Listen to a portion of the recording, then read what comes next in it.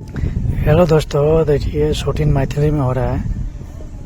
भोजपुरी मैथिली में प्रिया सुहानी है, main lead में काम कर रही है। बहुत अच्छे साउंड है, डे नाइट शूट है। यही है प्रिया सुहानी। देखिए आर्टिस्ट प्रिया सुहानी, बहुत अच्छा साउंड कर रही है। शूटिंग बिहार में शूट हो रहा है। ये डे नाइट शूट है, प्रिया सुहानी है। आप चैनल सब्सक्राइबर नहीं किए तो जरूर कर लीजिए।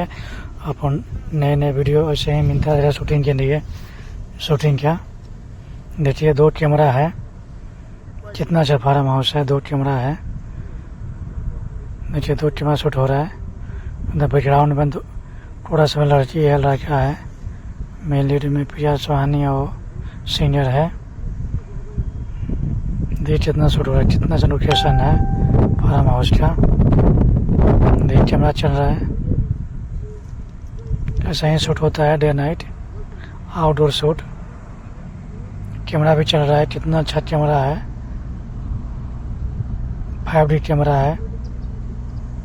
ये शूटिंग हो रहा है। थोड़ा सा लड़का है, लड़की है।